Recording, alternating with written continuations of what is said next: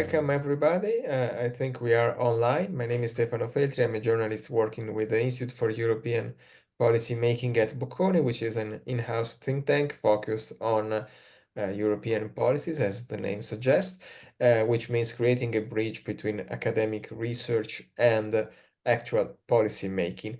We are here to continue an ongoing conversation about populism and its causes, its consequences, its policy implications. And we are very glad to have the opportunity to discuss the research project by one of our research fellow, who is Laurenz Guenther, who currently works for the Institute for Advanced Study in Toulouse, IAST, but he previously was based in Bocconi, and he still remains a fellow of IEP at BU. We have our president, Catherine de Vries, who is a political scientist and an expert in populism herself, and she will give us an academic introduction just to put the Laurenz project in the broader context of this huge and super relevant discussion about populism that has started at least almost 10 years ago with the Brexit referendum, the first Trump success in 2016. Then we have a lively, hopefully lively Q&A session that will be opened by two members of the Voice Association. We are particularly happy to have them on board. Voice is an association of more than 40 universities all around the world, and Carlotta Ferracina and Maria Beatriz de Abreu Alfonso, that will speak respectively from Korea, from Yonsei University, and from Lisbon Nova University.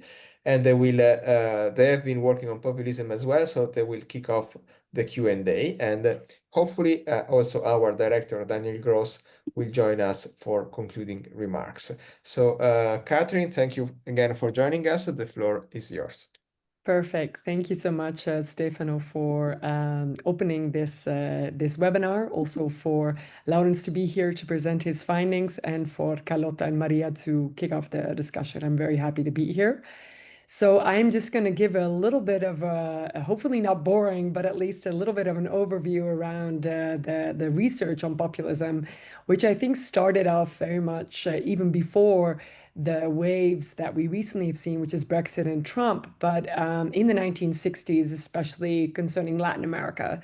So big politicians like Perón in Argentina or others that basically had a particular style of politics, which often is referred to as populism. And then we get actually to the kind of big first debate in the populism literature, that is populism a type of ideology that has particular policy preferences or is advocating that, or is it maybe a style of doing politics rather than actually advocating particular policies? And the kind of definition that has emerged is that it's a thin-centered ideology, and that just means that it has something of a style and it has something of an ideology, in the sense that you have a particular type of style where you basically separate society into two conflictual groups, the people and the elite, and you're representing more the people against a corrupt elite. And then it's a thin-centered ideology because you can link it with more right-wing sentiments, so more conservative sentiments ideologically, but also with more left-wing or maybe more coercive sentiments.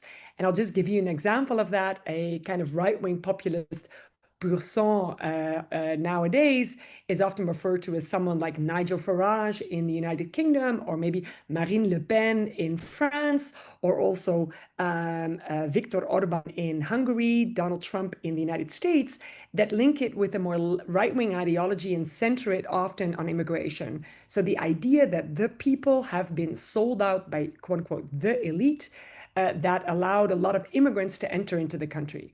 But there is also a more left-wing form of populism that often originated in Latin America, but is not only a Latin American kind of characteristic. And that is basically that the way you define the people away from the elite is 99%. So is set of very rich people. All may think about it as the tech elites in the United States, that are monopolizing a lot of resources and that are selling out the real people.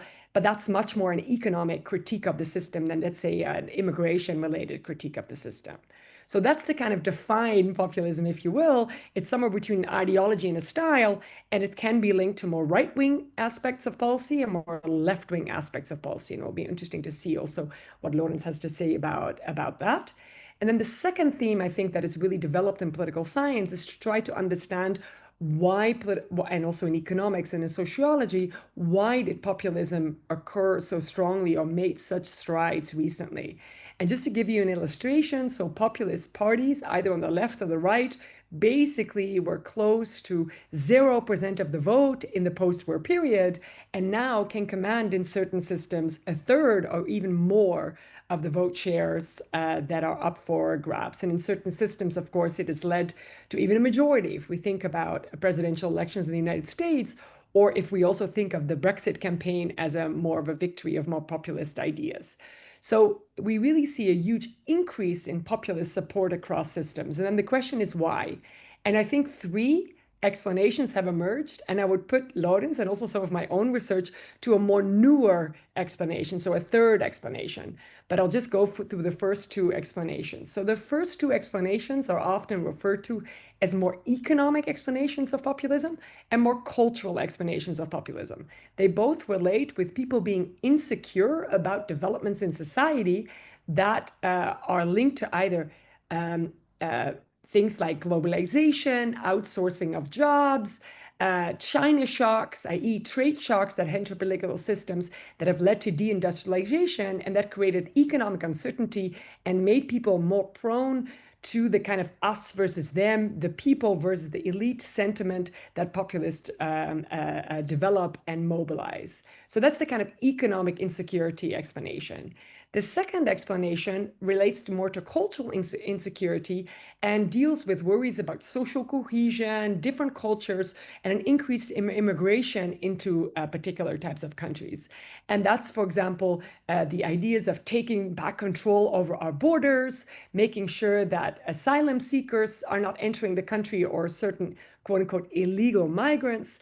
And that's a kind of important aspect of the rise of populism as well, that really tries to address more cultural insecurities of people.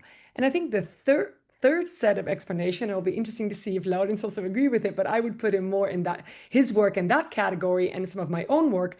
That's a more political explanation of populism, that basically it's something that the political system is or is not doing that is driving a lot of populism. And that could be basically because of what Laurenz will talk about, representation gaps. So particular ideas and policy preferences are not being met by existing parties, and that gives room for new parties to emerge. It's also similar to some of the work that I've done on political entrepreneurs that have entered the system. They might be populist in nature.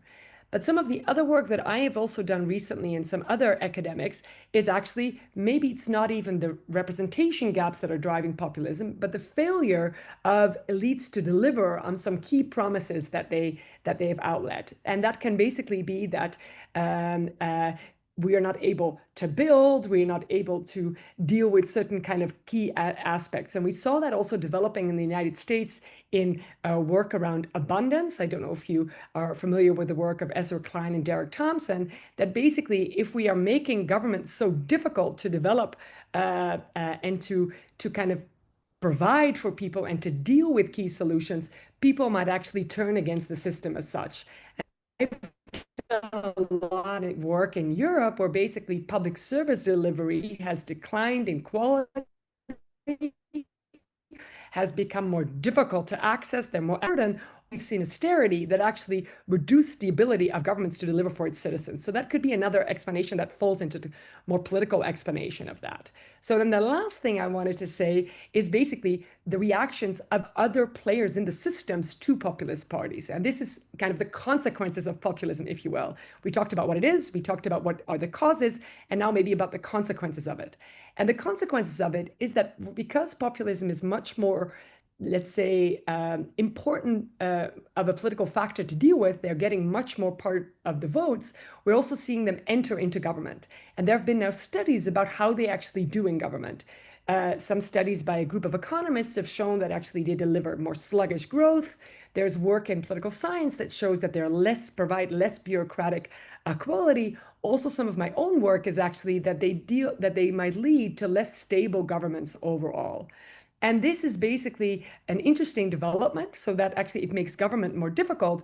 But we've seen another aspect of the consequence of populism, and that is the normalization of some of their ideas among mainstream parties. So many mainstream parties have taken up the ideas of populist parties and have therefore mainstreamed a lot of their ideas. So this was just kind of a short overview. Hopefully, is useful of the conditions, the causes, and the consequence of populism. And I would like to hand over to Laura.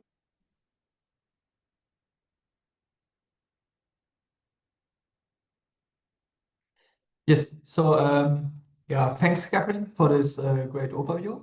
I think this really helps a lot to motivate this research and why it may be also important to study why populists are on the rise. And I will talk about some of your questions more after discussing my findings, but I can already say that I feel very well understood. Okay. Can you see my screen? Okay, great. Good. Then let's get right into it. So one thing maybe. No, I would like to thank Yep for all the work that it has done. I think it's a great institute. It's a great honor for me to be part of it. And also like, some of the support and the discussions I had with people from Yep helped me a lot in developing the research here, which is joint work with Salvatore Nunari, who brought me to Bocconi, which was for me very great.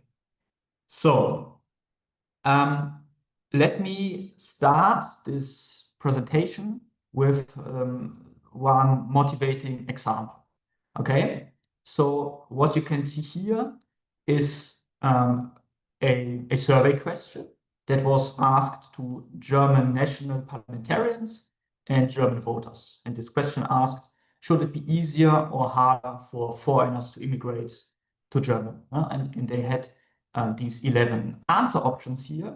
They could say it should be much easier for immigrants to come, or it should be much more difficult, and they had various response options in between. Now, let's look at how parliamentarians and voters respond to that.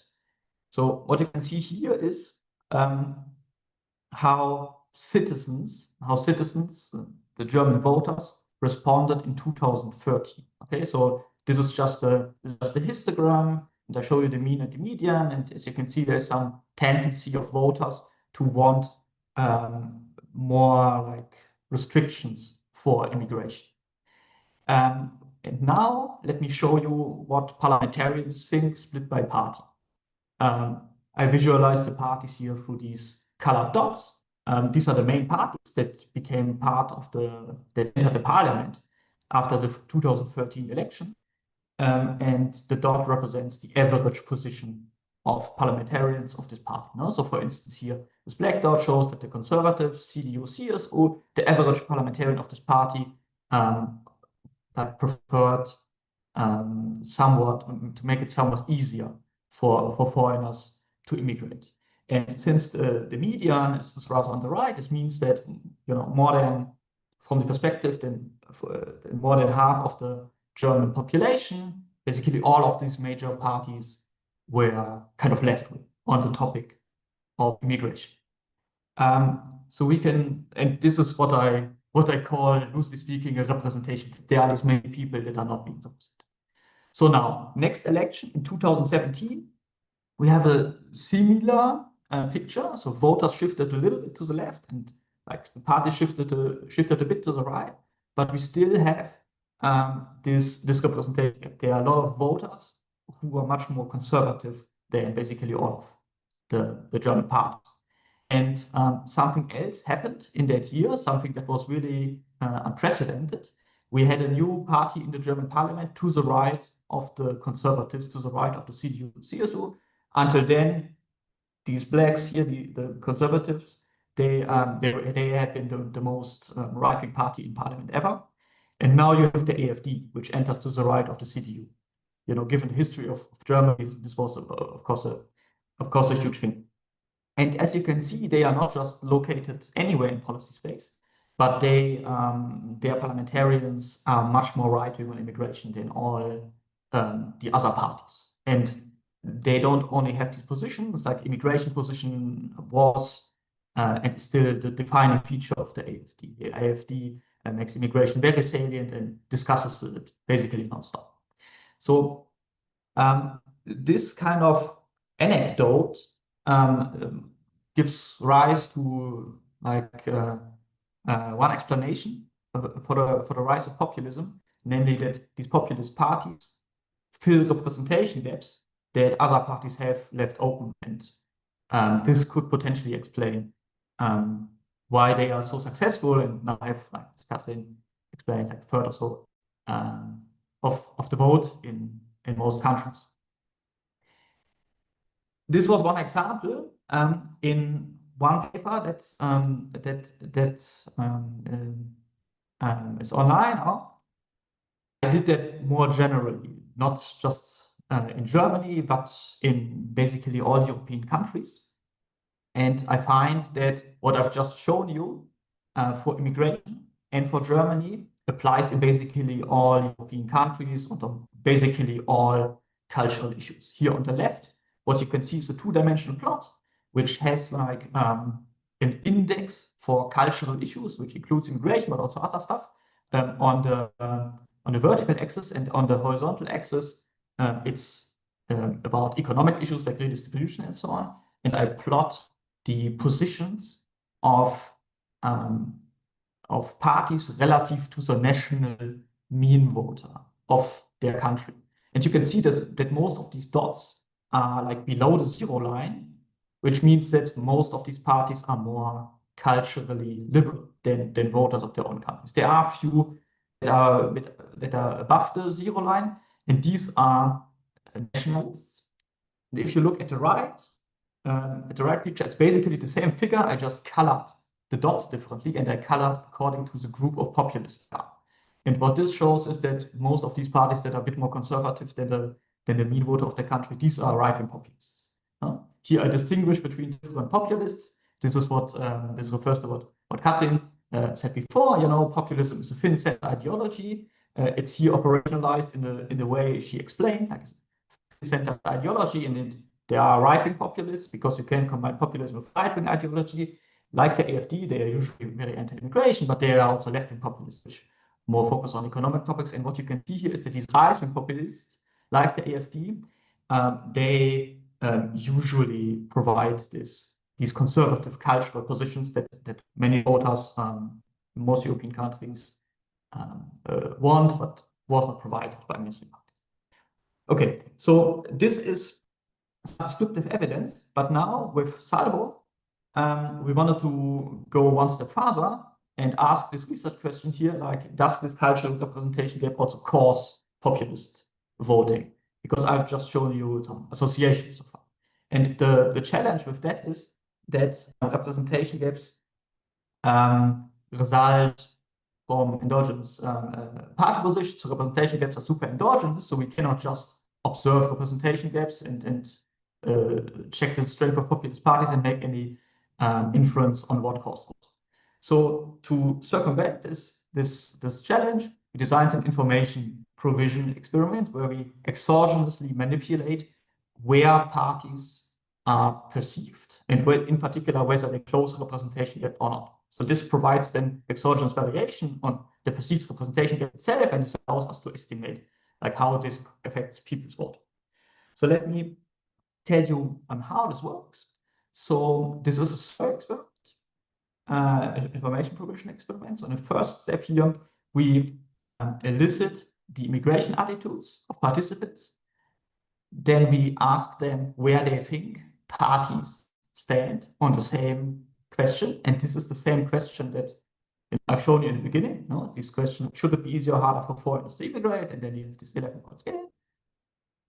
So and after we ask them where they think parties stand, we give them different signals on where one party stands, namely the conservative, the center-right party, whether it's here like a left wing or in the center, or whether it's a right-wing party on immigration. We have an incentive-compatible way of doing that, like without deception, but I will not talk too much about this today for brevity.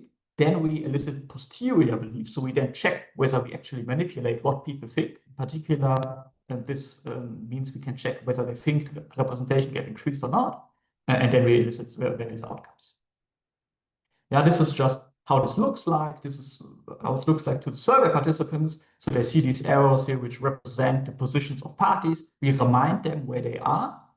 And then the only thing that varies between treatment is where like the CDU error points, whether we display the CDU as close to AFD, like right-wing party, or very left. Okay, and like the key explanatory variable is this perceived representation gap, which is the distance to the closest party other than the AFD. And then we have various like outcome variables, which include standard like vote intention, which is hypothetical, but also includes some behavioral variables like donation that they can make authorized to the CDU or AFD or newsletter subscription. So how did we implement that? So we did that in Germany, just before the most recent election, federal election. We have like 5,000 participants. Our sample is broadly represented with one exception. We strongly oversampled East Germany. Why did we do that? You see the reason on the right-hand side here. This is the election outcome. It shows that, you know, in East Germany, like the AfD is the strongest party. It's much stronger than in the West. In the West, the CDU is the strongest party. So we thought it might be particularly interesting to have a strong sample for East Germany.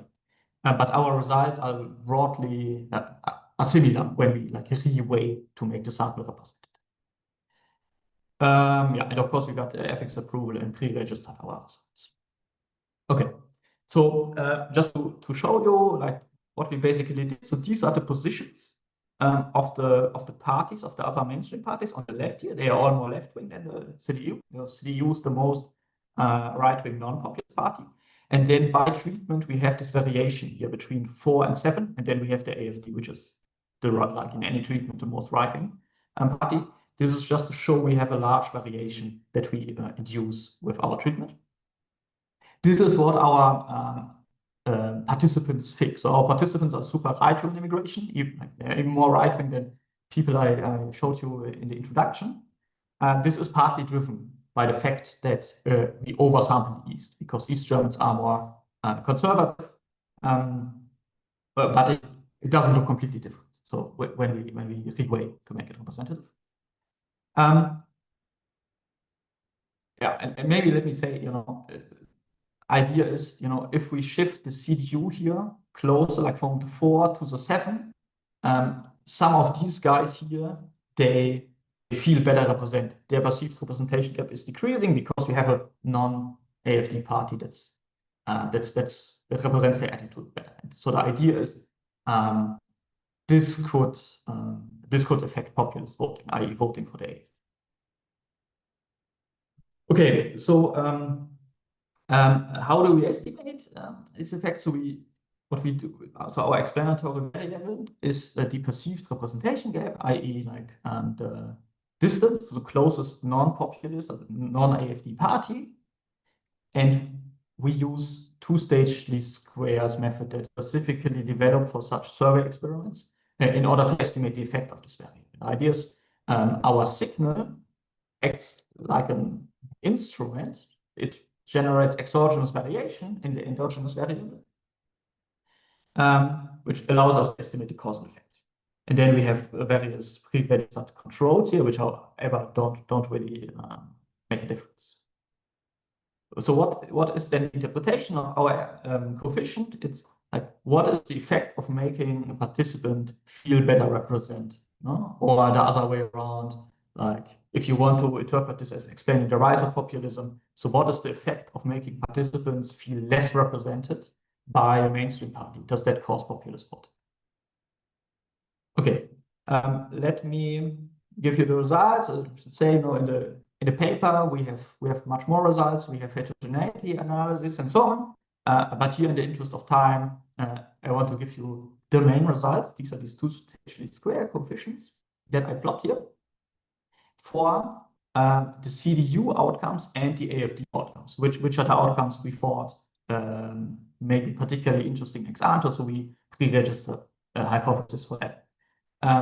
And what we find here is, and I should say, so how is this coefficient scaled? This is like if the representation gap decreases, i.e. the CDU shifts to the right, like decreasing the representation gap by 1 unit, on this 11-point scale. And what this suggests is if the representation gap decreases, then this reduces voting for the AFD and it increases somewhat voting for the CDU, So the other way around, if you flip that, is like increasing the representation gap causes populist voting, Increasing the representation gap by 1 unit on this 11-point scale leads to AFD populist voting by like 6 to 7 percentage points. For comparison, AFD is now polling at like 25% or so, received a little bit less in the election. So this is a large magnitude. So how does that, to make that even more interpretable, how does this, so can we have like a counterfactual of what would have happened had the representation gap been substantially closed before the election? So to make these simulations, what we do is, so we estimate this effect. It's basically similar to what I've just done. And then we add these effects to the actual vote shares that we have. And in this way, we examine two hypothetical scenarios: if the CDU shifts to the right by 1 unit, or if the CDU shifts to the AFD position, which relies on extrapolation here because we don't have this kind of variation in the data. So this should be considered with some caution. And these are the results, no? And what this suggests is, that if the CDU would match the AFD position, then the vote share of the AFD would decline super strongly to levels basically before the refugee crisis, during which the AFD rose sharply in the polls. Okay, so let me conclude here and maybe also integrate some of the things that Catherine said. So two main takeaways here are that Germans and also generally European citizens think that mainstream parties do not represent their policy preferences on basically all cultural issues. And this is also correct in the sense that parties do have very different policy positions, more liberal policy positions than voters. And this gap causally increases support for populist parties. And how does this compare to these three types of explanations that Katrin mentioned? So I do agree that this is kind of this part of this political explanation, which thinks about what did political actors do or did not do, that then fostered the rise of populism. And I think it interacts with these other types of factors that Catherine raised, like the economic and the cultural factors, because this gap, to have any effect or to explain the rise of populism that we had, it must have somehow increased or become more relevant or something. And there's some research showing that actually the positions of voters and parties did not change that much over the last 20 or so years. So it's not really, I think, what happened that the gap itself increased that much, but I think what happened is that this gap became much more relevant to people because cultural topics like immigration became more important to people. For instance, driven by the refugee crisis, during which immigration became much more salient. And I think one open question here is how exactly to interpret this increase in salience. Was it driven by populists themselves skillfully exploiting and framing this topic of immigration, or was it just simply driven by the fact that there was more asylum immigration, and that was just important. So nevertheless, you might now think, so why should we even care about these representation gaps if they themselves did not really increase? Here, I think the important thing to notice is that these topics like immigration, probably they could only have an effect because there was this representation gap in the first place. No? So I think the results that we have, they suggest, that mainstream political parties could have dealt with the topic of immigration had they not left open the representation gaps. Then this immigration might not have had the effects it had. But this is what I have to say so far, and I'm very happy to hear what Catherine thinks and what the rest of the audience thinks. Thank you very much. Thank you, Laurenz. Many food for thoughts, and we will jump into the discussion. But first of all, I would ask our two friends from Voice, Carlotta Ferragina and Maria Beatriz de Abreu Alfonso, to share their thoughts so that we have all the elements to get to the Q&A part. Thank you. Thank you.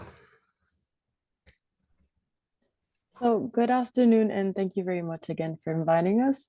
We have limited time to go through our articles, so we'll provide a brief overview on the contemporary rise of the far right in Europe, focusing on how crisis, representation gaps, and identity politics all interact with each other. We begin with the tension between far-right movements and democratic principles. Far-right parties are usually characterized by ethno-nationalism, xenophobia, authoritarian tendencies, and quite strong anti-establishment and anti-EU positions, all of which directly contrast with democratic norms like inclusion, pluralism, and rule of law. After World War II, these movements were heavily stigmatized and remained quite marginal. However, today we can observe that there's been a clear resurgence driven by this crisis and distrust. This shift reflects how quickly democratic norms can weaken when structural conditions change. Our main question for our article was why now? And we identified 3 factors being crisis, distrust, and disrepresentation gap. So the representation gap refers to the perception that mainstream parties no longer reflect the voters' true interests or identities, and then far-right parties use this gap through the populist divide of the people versus the elites and position themselves as defenders of national identity. Next slide, please. Next are the key drivers of this momentum. So we have dissatisfaction and crises that act as the main catalysts that push for this more identity-focused direction that politics has now. And we identified a series of elements such as cascading crises, like the 2008 financial crash, the 2015 refugee crisis, and more, all of which greatly eroded both national security and trust. Second, there's economic grievances like stagnation, inequality, and the rising costs of living, which all have fueled more distrust toward elite. Together, these factors then contribute to a shift towards more identity politics, where cultural and existential divides become a lot more salient. And then this is then reinforced once again by declining trust in both national governments and the EU. Finally, populist framing, for example, portraying the EU's Green Deal as unfairly burdening households and farmers, once again strengthens these far-right narratives. These narratives then allow far-right parties to present themselves as protecting the nation, and then helps them consolidate their position in mainstream European politics now. So what we found, not only by reading Laurenz's and Professor Nunari's research, is that we are living through an identity crisis of sorts, and far-right movements are rising because they are responding to people's real feelings of abandonment and insecurity. And when communities feel left behind, populism becomes a sort of politics of hope, where we, the people, versus they, the corrupt elite, promising redemption and a return to a mythical past, promising also with that deep social division. And history has shown that given the right conditions, any society can turn against democracy, because inequality, insecurity, rapid changes in a globalized world fuel nostalgia and fear. And so the response to this existential status of deprivation is a sort of return to tribalism. So communities close off to defend themselves from the outside, leading to extreme nationalism and xenophobia. And in our research, we came to realize that the surge of far right is a reaction to an identity crisis within the EU, which is failing to fulfill urgent needs of citizens while simultaneously claiming things like being the peacekeeper and a solidarity member in global political landscapes. And as such, far-right movements are not an ultimate state, but indicators of these failures, and they are reflecting changes of values over time, which is sort of this representation gap. And this is a key factor from this research and others we have done at Voice. We are finding that values, both social and personal, are not fixed. They are inherently unstable. So they change in face of these failures and in face of these feelings of abandonment. And far-right populism asserts certain values that right now respond much more effectively to people's needs. But according to some scholars like Luke Camp, this crisis also creates an opportunity, and the collapse of these systems can lead to something different, perhaps better. And instead of recreating new empires, we can build a democracy that truly serves solidarity, freedom, equality, and all these values that we know, but sometimes feel are not there. So various scholars state the path forward requires essentially three things. And with this, I'll finish. First, targets investment in struggling regions with dynamic criteria like thriving versus declining, and not necessarily rich versus poor. Secondly, having leaders whom people can generally identify with, and not just based out of these reactions of fear. And thirdly, instead of ignoring their people and ignoring the rise of these populist parties by dismissing their presence, which is one of the great reasons for this growth also, to fight populist identity politics with a right kind of identity politics rooted in democratic values.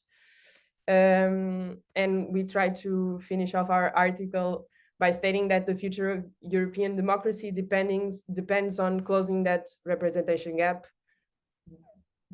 by defining what we stand by and do what it's promised and deliver that. And with this, we finish the presentation. You can read the whole article on Voice's website. And once again, thank you very much for the invitation. I do have a question if you want me to kick off the Absolutely. So something we gathered during this article, we read a lot, and we understood that economy is a great, it's given very much a lot of importance to economy when measuring social progress. And my question is, if you believe that the value systems that we created in Europe are too demanding for mainstream parties to balance this value system with the needs of constant economic growth. Just to give an example, for here in Portugal, we are living, in theory, one of the richest moments in history, since for a lot of decades, but especially since the 2008 crisis. But at the same time, the people have never been poorer. We are going back to having a high percentage of people in starvation, for example, and very poor conditions. And so my question is, do you think that this need for economic growth impedes the implementation of these values? And is this one of the main causes for this representation gap? Thank you, Maria Beatrice and Carlotta. Lawrence, I think that we can start from here. So because we received a question by Eduardo Nepi in the chat, you already answered, but basically Eduardo is asking what can traditional parties do to close this gap. And I think that Maria Beatrice put the question in an interesting form. So what if the things needed to close the representation gap collides with other imperatives? It might be economic constraints, or it might be constitutional constraints. So maybe mainstream parties do not follow the path of populist parties on migration because they think that is incompatible with their own core values that they think they represent. So to make a long story short, what is the room for maneuver for traditional parties in terms of closing this gap? It's simply they should just adopt the same keywords and the same kind of propaganda style, or not? Yeah, thanks for the question. I think this is very much to the point. So my understanding of the general literature is that just adopting keywords or rhetorics in general does not really do anything, but usually backfires because then you kind of you kind of seem to agree that populists are right, but if you then do not deliver, which would in terms of like immigration mean like reduce the number of asylum seekers or so, then I think this would rather validate populists and increase their share instead of reducing them. So there are some similar studies who do kind of similar things that we do, but they focus on rhetoric and then they find that usually populists gain. And in our case, it's a position, and that seems to kind of work in the sense of reducing populist support. But regarding a potential collision with certain values, so what's the room for maneuver? So I do think that there is some room for maneuver for sure. So like this dissatisfaction with migration is, I think, mostly confined to asylum seekers. And if you look at different European countries, there is a lot of variation in how stringent asylum laws are and how many asylum seekers they take in. Also, like compare, for instance, Denmark with Germany. So I think a lot can be done in the sense of closing the representation gap without like violating the constitution or the human rights or something like that. I think you always go to some gray area in the asylum system if you go to the right there, but it's certainly doable to an extent. But of course, like in general, there may be things that the population may want that you cannot do if it conflicts with human rights. So I do, however, think like what the average citizen or the median citizen also wants, I think is not so can be brought in line with constitution. Yeah. Okay, now maybe we can involve also Catherine in this conversation because there's a question in the chat that she's interested into as well by Tim Steb, and Tim correctly mentioned that there are other research saying that trying to copycat the populist strategies is not a winning approach. Sorry. Could it be a danger that accommodation to close the representation gap legitimizes very radical policy position? This is something that Catherine mentioned before, that populist party have been able to shape the agenda even when they're not in power. So Catherine, what's your take on this? Do you think that Laurenz research, Laurenz finding contradicts this other researchers, or they are complementary in a way?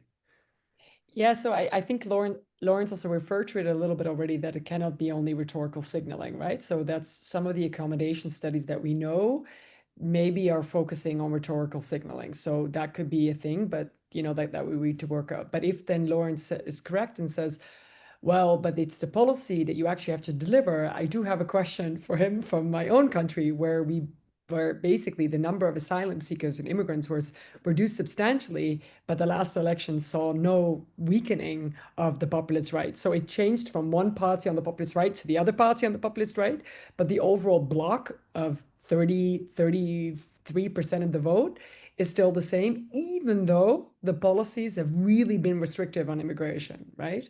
So I think there are some questions in line with Tim's position, that either accommodation via rhetoric, I very much see, Laurenz, that might not be real representation closure. But if you think about kind of policy being representation closure, what do we do in countries where basically immigration is virtually zero now, and the populist right hasn't reduced its overall share of the vote, right? So many people point towards Denmark, but Denmark had this unique situation in which the populist right kind of was circumvented to grow through a corruption scandal and almost reduced, right? So you didn't really have a populist challenger. In the Netherlands, that's not the case. You really had these populist challengers. You have like kind of now 4 or 5 on the populist right. And what we basically saw is, even though they reduced kind of the number of immigrants or so on, or close to maybe that representation gap, the populists didn't shrink in overall vote choice. So I would want to kind of see what Laurenz thinks about that.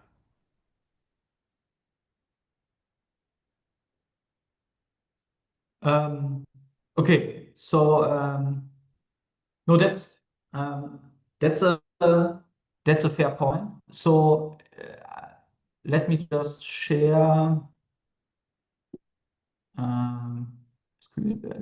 So actually, I didn't know how exactly the numbers are for asylum applications. I just wanted to have a look, because that's a very important point. So this is what I found. Like, these are the first time applications coming to the Netherlands, and it's true. I mean, we saw, like, this was like the previous government. Like, we see this large decrease here. But so my guess is that, like, even this number here, like, may have been too high for many Dutch people, because, like, if you look at surveys that have been conducted around this time here, and this is kind of where I also did a lot of my analysis. So even there, people want a reduction of this number. But and you see, we went from this level to this level, but we are still like higher than this. So my guess would be that numbers, even though they reduced, from the perspective of many people, just still far too high to make a difference. Sorry, Lawrence. Do you think that okay, now we have also Daniel, who is ready to intervene, so I give him the floor. But I just have a very quick follow-up question. So do you assume that people do actually react to the actual number of asylum seekers? Because I mean, we have many evidence that people are often has often a very different perception of the real size of migrations. Or for example, they think that 1 in 3 French people is Muslim, while it is like 1 in 25, I don't know. So that they often misunderstand this because they are biased by their direct experience. So do you think that a natural reduction of asylum seekers can change the preferences, or just, I mean, it's correlation, it's not a causation? Yeah, right. So I mean, my overall sense from the literature is that people have huge misperceptions if you look at immigration in general. And this comes largely from the fact that when you ask people about immigrants, they think about asylum seekers. So people misperceive immigrants, but I think they do not misperceive asylum seekers to the same extent. So, and I think, like, when you ask people, is immigration in general increasing or not increasing, or how important people find immigration, that has a super close association usually to the numbers of asylum seekers. So if you ask people how relevant is immigration, this line matches nearly like perfectly actual like first-time applications of asylum seekers. So, and I guess this is because this is just the people that that like natives focus on, that they don't want them to immigrate. If you ask people separately, do you want more or less asylum seekers coming to your country? Most people say I want less, but then if you ask them about immigrants, about other immigrants, then there's no tendency for people to like less other immigrants. So in that sense, even though there are these biases for immigrants in general, I think these biases are much weaker for asylum seekers in particular, and for that reason, I would guess that people do react to actual asylum seeker numbers. But this is of course, I don't know, field of active research, and we don't know too much about it, so take this like as a guess.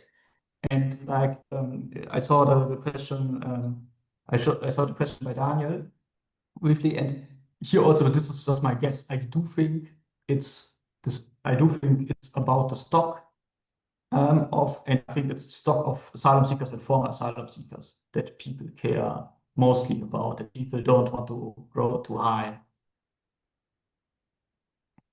Okay, Daniel, since I assume that you are with us, if you want to intervene, the floor is yours. Otherwise, we have other questions by other people. So, Daniel, Yeah, please. thanks a lot. Very fascinating. Apologies, I'm in Hong Kong on airport lounge. But I think if we take up your last point, Guenther, and if it's a stock, then the task becomes very, very difficult because you can perhaps have an impact on the flow rather quickly. See also Netherlands, but on the stock, you cannot, right? Expulsion has never worked, and there we come back to something which you certainly know in Germany about the Stadtbilddebatte, right? From Merz. Maybe you want to tell other people how that came about, and that reflects, I think, the stock issue. Right. So the Stadtbilddebatte is a recent debate in Germany about something that the Chancellor Merz said. He said something like, when people walk around in the city, then I think it's hard to give a good translation that conveys what he said. Basically, he implied that people are not happy with the change in the ethnic composition of the country, i.e., too many people who look like they come from the Middle East or so, and which kind of refers to the stock now. And I agree, and I do actually think that this may be the most dangerous interaction also that we have, dangerous in terms for democracy, because I do think many people are concerned with this ethnic heterogeneity and don't like it, and from the beginning expected that the asylum seekers would only stay temporarily and would leave their countries, but this is not happening. And of course, like it's Daniel said, like very difficult, if not impossible. This also comes back to points that Stefano raised, because what do you want to do? Like some of these people have become citizens of the countries. You cannot just take away the citizenship and deport them and stuff like that. But then on the other hand, I think such measures are things that many people expect. So this becomes very, very quickly because very dangerous, because then some people may think, okay, this democracy does not deliver because this constitution cannot deliver what we want, and then people may reject democracy altogether. That's super interesting. We have other questions, and then we are moving to the end, and I will ask our speakers to take in consideration the time. But Elena Linardakis, she asked if mainstream parties just move closer to what voters want on a key issue like migration, they can win back a big amount of voters from the populists. So in the real world, what's actually stopping them from doing that? Laurenz, this is a question, a tricky question. So, or maybe they are trying to do that and they're not succeeding. I mean, if you look at conservatives in the UK, basically they wanted to deport people in Rwanda. So I mean, it's something significant. Why they did not stop the rise of Nigel Farage? Yeah. Stefano, can I just come into this one Sure. second? Because it's just a little bit that this debate reminds me of the free lunch debate in when you think about basically we want growth and we don't want, like we want services and we don't want to pay taxes, right? Like, so we want a free lunch, right? So the issue, I guess, is that a lot of time populist parties are framing immigration as a net cost on society, either because of the Stadtbild, what you guys were talking about, so the idea of social cohesion, or actually, crowding out public services, or actually having to pay more for quote unquote, things out of the budget, right? And I think the issue is just that people often refer to it in that way. So I wonder, Laurenz, if you can also just add in your answer the question that this is, of course, a multi-dimensional debate, right? It's not just about reducing foreigners. Foreigners also might do something in a country and, produce growth and do a whole lot of other things, right? So that might also explain Elena's question, like populist right parties don't, or mainstream parties don't do it because they also understand that ASML, for example, in the Netherlands, is asking explicitly to the government to increase the number of knowledge workers in an economy. So I'm wondering also a little bit if by the setup of your design, you're picking up on this free lunch. And if we would look at it in a more in-depth aspect, we would see the trade-offs that are involved in immigration. And people often are not made to understand that because that's not very useful for a populist to say, if that makes sense, just in addition to what Elena was asking. Yeah, right.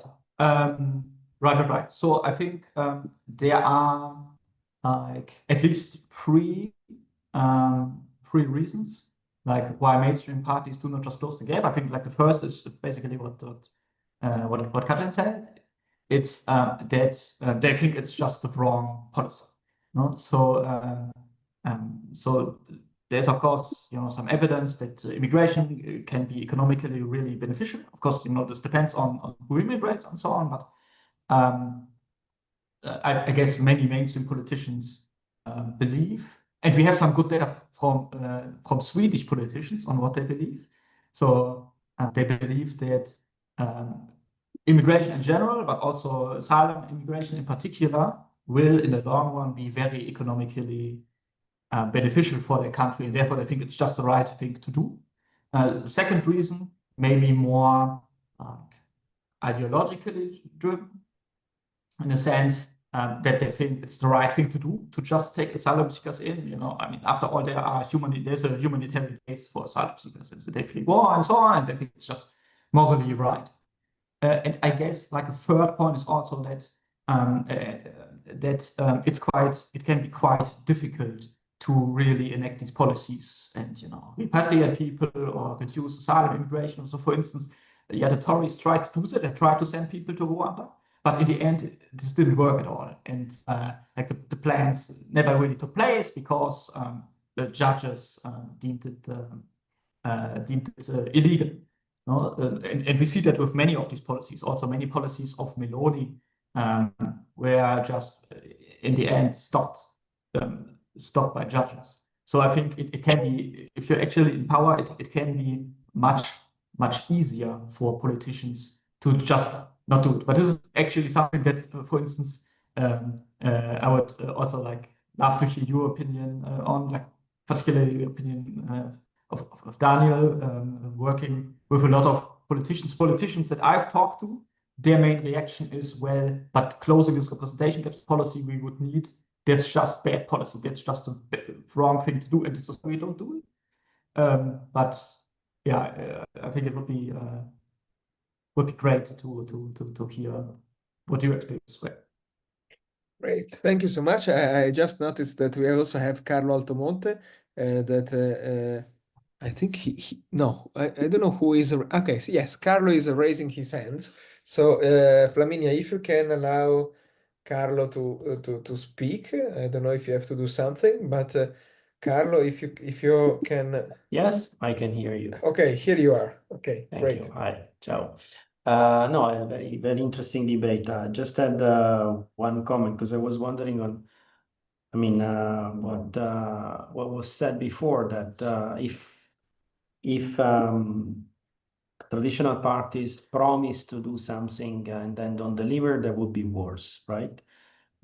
So just saying we will do on immigration an anti-immigration policy, knowing that it's not the right policy, but just for the sake of gaining votes against populists, and then not delivering, that would be worse. But what they could do, and that's what from here the question that reminded me what probably the Meloni government is doing in Italy. They could pretend that they would do a policy, knowing that it won't work, but then they would blame the fact that, say, building, let's say, refugees, trying to deport people in Albania. They know they won't work, but then they blame judges, Brussels, whoever else, for the fact that the policy is not working, while they would be ready to do it.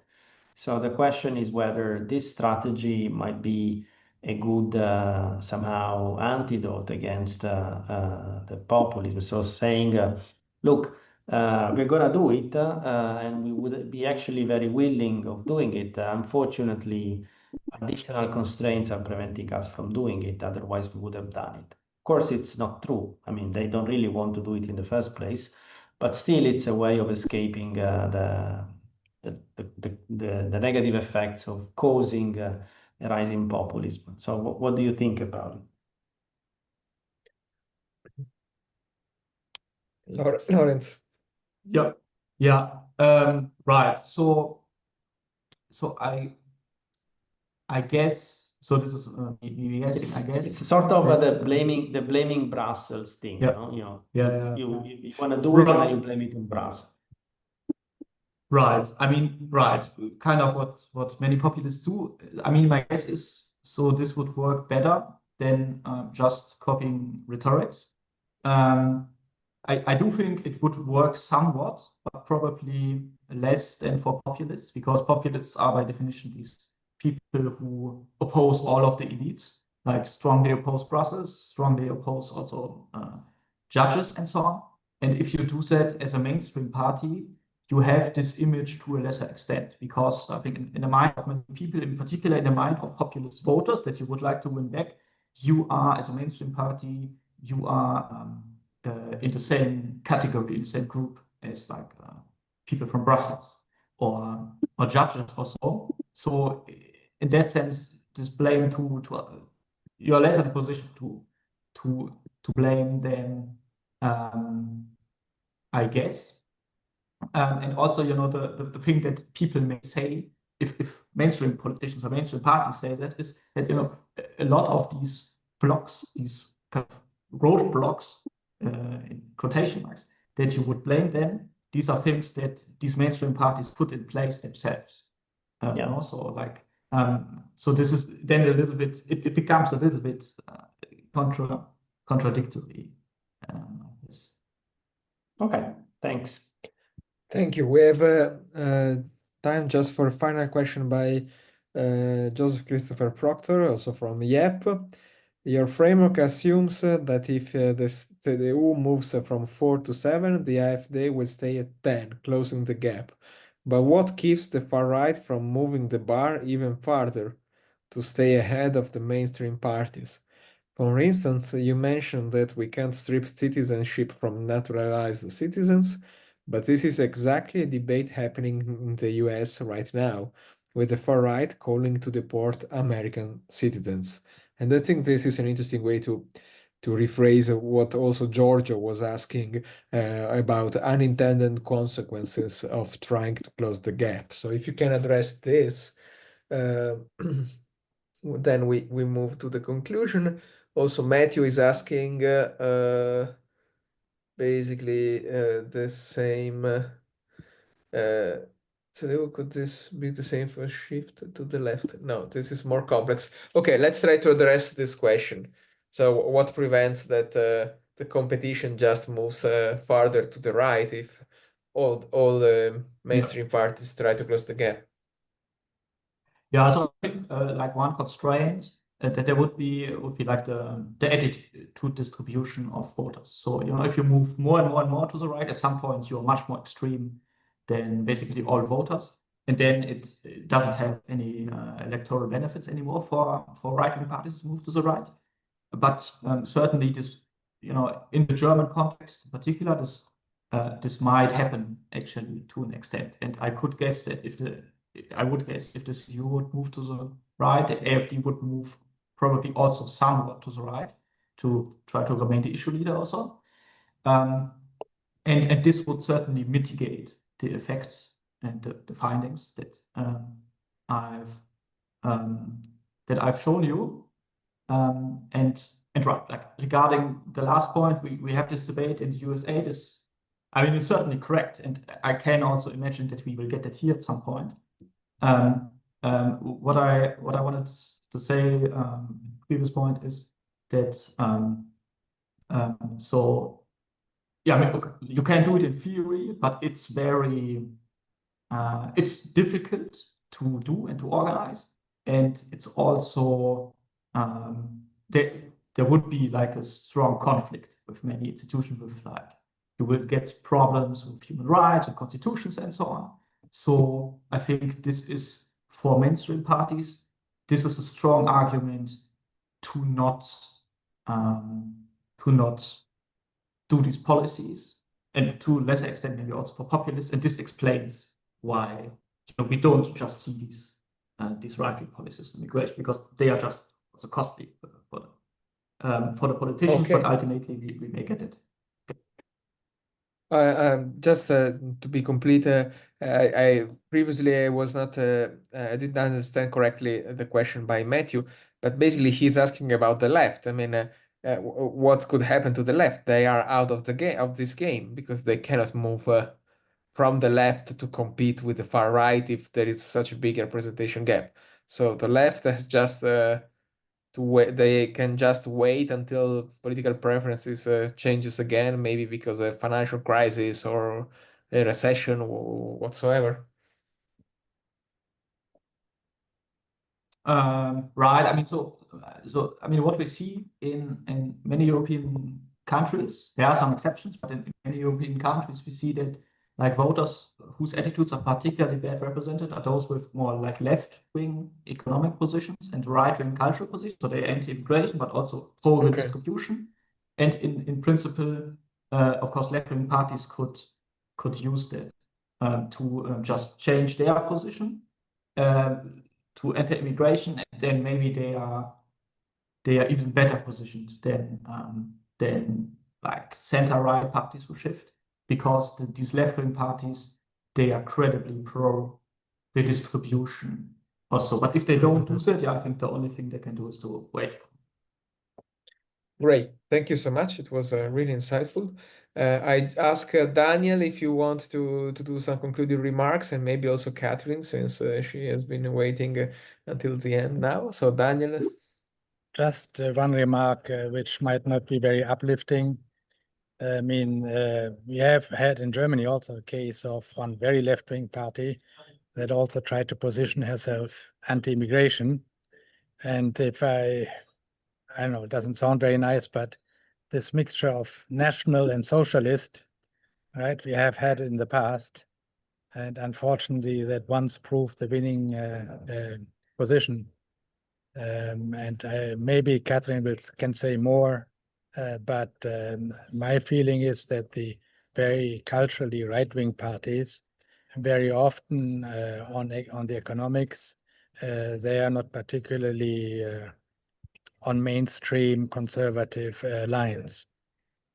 But I wanted to thank everybody really for this excellent discussion. very timely, very topical, and I think we have to continue on this topic, unfortunately, probably for quite some time. Catherine, Sure, I'm is happy. the future national and socialist? It sounds Yeah, quite scary.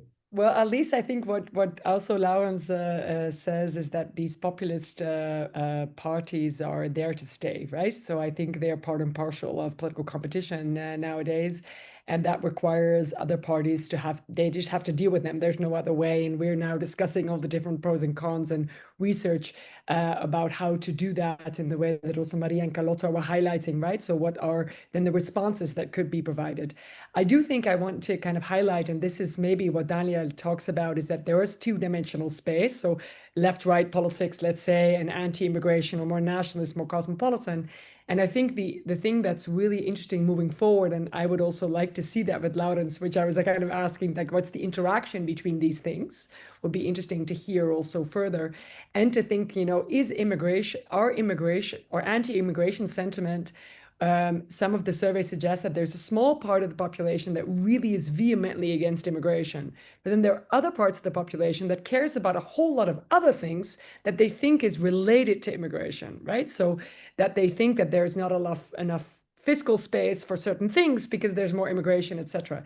And that would require a very different response, right? So then actually maybe you get in the situation in the Netherlands where actually reducing the number of immigrants, even if you do it, quote unquote, with the stock, which we were talking about, does not take away the populist, let's say, mood, because it's also an anti-establishment, anti-delivery sentiment that they just want people, to politicians to deliver for them. So I think it's not clear, Stefano, how that all relates, but I think it's an important area of research also to think about how this interacts with other dimensions of politics, which are clearly outlining, and to think about the trade-offs that also are involved in immigration. When we have lower immigration, what does that do to competitiveness? What does it do to other things that I think European citizens care about ultimately? But that requires more work, and I think Laurenz's paper has set an interesting discussion around that, and I look forward to seeing it published somewhere soon, Laurenz. Thank you again, Catherine. Thank you, Daniel. Thank you especially to Laurenz, and congratulations again for the wide impact of your work. And I also would like to thank you, our friends from Voice. That was an interesting experiment, and I hope that we can continue in interacting. Speaking of which, if you happen to be in Milan next Thursday, November 20, we will have another conversation about populism at the Egea bookshop. We are running a series of conversation about the big challenges that Europe is facing, and we will have a conversation with Guido Tabellini, former YEP president and very well-known scholar on this topic.